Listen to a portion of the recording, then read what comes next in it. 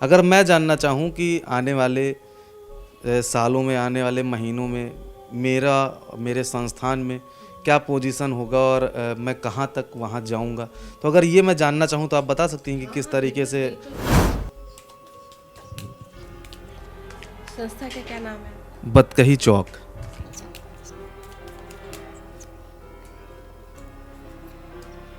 तो इसके अकॉर्डिंग मैंने देख लिया है कि आपका मनी माइंडेड ज़्यादा दिमाग चल रहा है। जो है ना, मिसगाइड बहुत करते हैं, डराते बहुत हैं लोगों को। टैरो कार्ड्स में क्या है कि अगर आपके पास केवल आपका नाम है और आपकी डेट ऑफ बर्थ नहीं है, तब भी प्रेडिक्शन प्रॉपर होता है। आपको कार्ड्स जब हम देखते हैं तो हम बता देते हैं आपका कौन सा ग्रह कमज़ोर है, कौन सा ग्रह आपका सही है। टैरो कार्ड्स का मेन काम होता है आपको गाइड करना। नमस्कार, मैं हूं कृष्णा मिश्रा और आप देखना शुरू कर चुके हैं एस्ट्रो चौक। मनुष्य का जो जीवन है वो समस्याओं से घिरा हुआ होता है।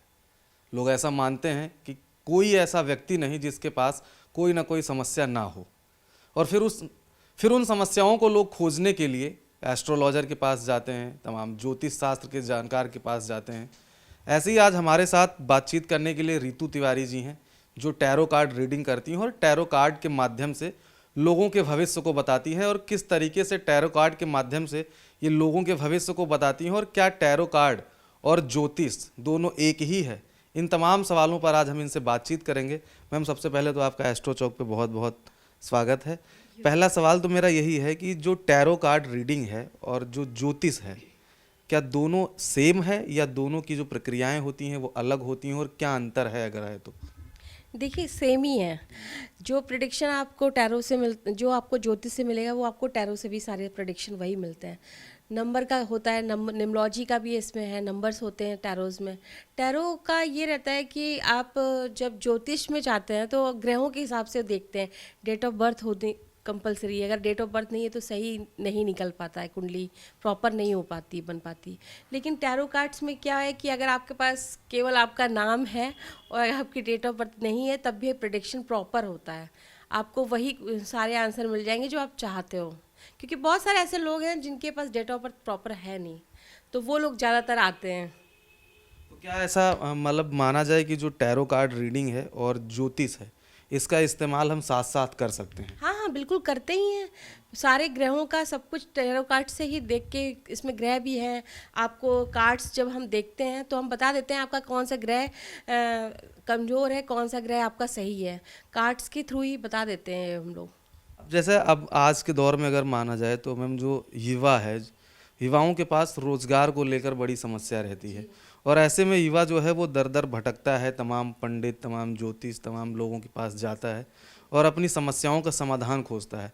तो टैरो कार्ड के माध्यम से करियर को कैसे सुनिश्चित किया जा सकता है? ओके, देखिए क्या होता है ना कि हम जो टैरो कार्ड्स होते हैं उससे आपका एक तो सब आपको गाइडेंस बहुत प्रॉपर मिल जाती है। टैरो कार्ड्स का मेन काम होता है आपको गाइड करना। आपको ये होता है कि आपके भविष्य को बताने से, भविष्य तो सभी बता देते हैं, लेकिन आपको करना कैसे है ये चीज़ आपको टैरो से ही प्रॉपर पता चलता है। जैसे मान लीजिए मेरे पास कोई आया स्टूडेंट और उसने पूछा मैम मैं क्या करूं, और उसने ऑप्शंस दिए कि मैम मैं इसमें जा सकता हूं, इसमें जा सकता हूं। तो हम लोग टैरो कार्ड से प्रॉपर बता देते हैं कि आप इस फील्ड में जाओगे तो सक्सेस होगे। इस ये चीज़ टैरो कार्ड से करंट की एनर्जी लेके प्रॉपर बता देता है। वही वही मैं जानना चाह रहा हूँ कि वो गणना कैसे करती हैं आप? टैरो कार्ड्स में जो पिक्चर्स होती हैं और नंबर्स होते हैं, उसके अकॉर्डिंग हम देख के बता देते हैं कि उसके लिए बेटर क्या रहेगा। जैसे अब मैं अगर अपनी ही बात करूं तो मैं मेरे संस्थान में काम कर रहा हूं। अगर मैं जानना चाहूं कि आने वाले सालों में, आने वाले महीनों में मेरे संस्थान में क्या पोजीशन होगा और मैं कहां तक वहां जाऊंगा, तो अगर ये मैं जानना चाहूं तो आप बता सकती हैं कि किस तरीके से? बिल्कुल बता सकते हैं। एक बार अगर आप बताएं। हाँ बिल्कुल। उसके लिए मुझे कार्ड्स देखने पड़ेंगे। ठीक है, आपका क्या नाम है? कृष्णा मोहन मिश्रा। संस्था का क्या नाम है आपका? बतकही चौक। ठीक है।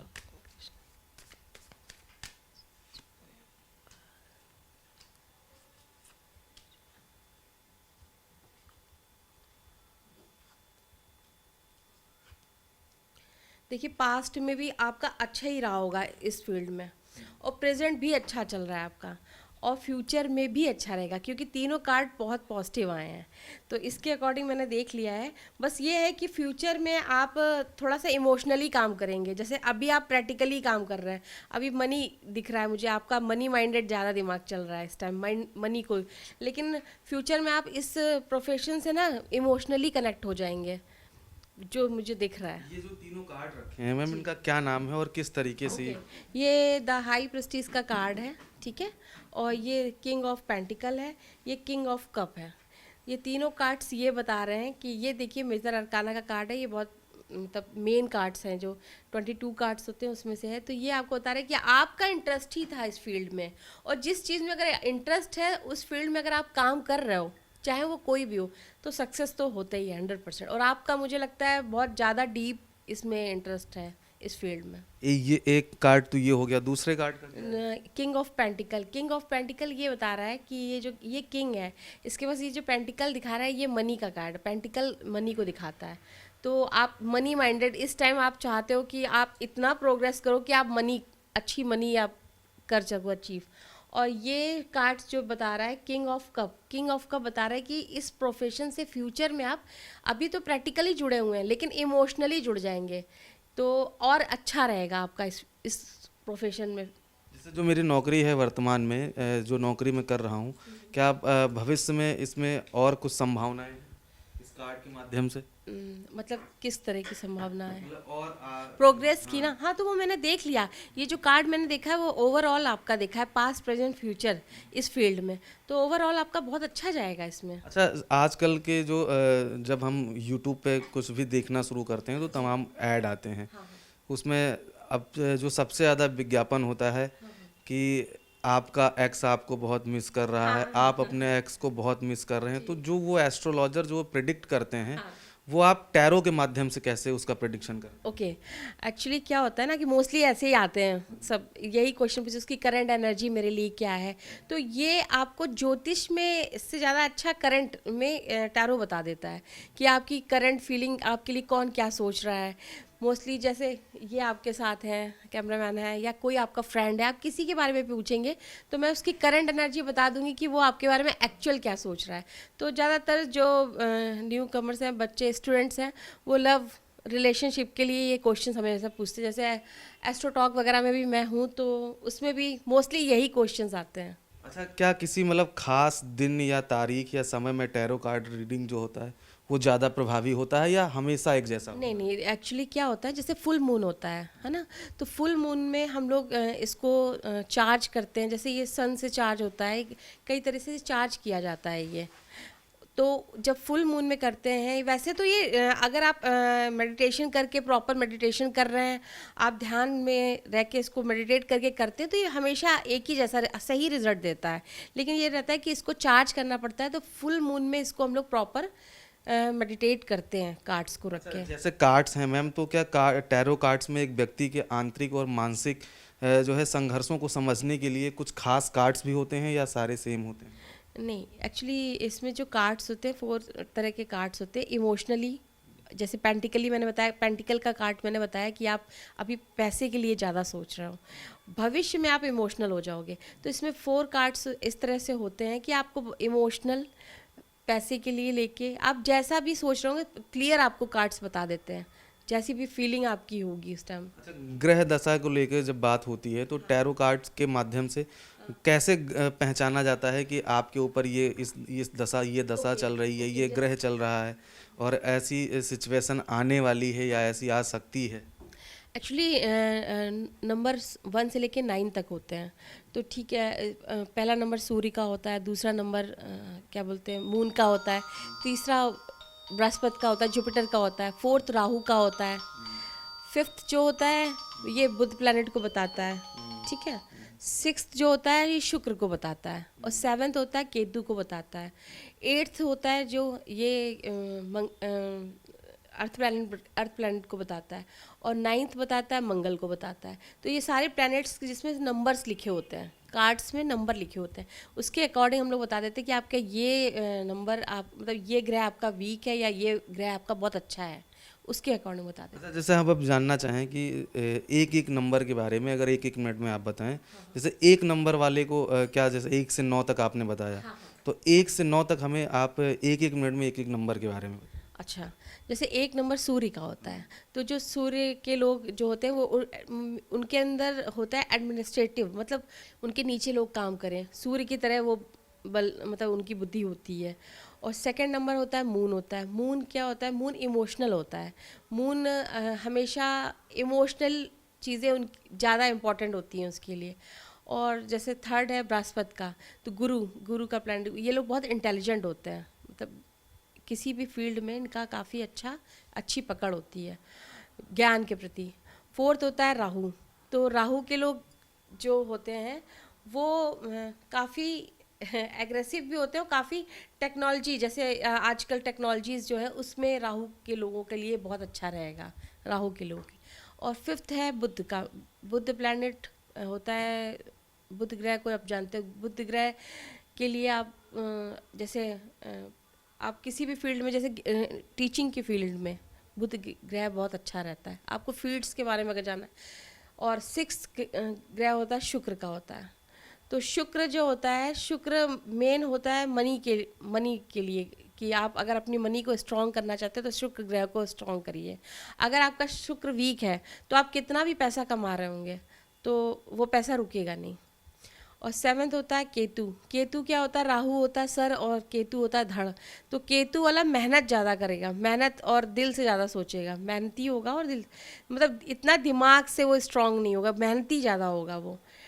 और एट्थ वाला जो होता है वो मेहनत मांगता है। एट्थ का जो भी व्यूअर हो, जिनके टोटल एट्थ आता है जिनके उसमें, तो वो मेहनत को ही इम्पोर्टेंट ना। नाइन्थ होता है मंगल।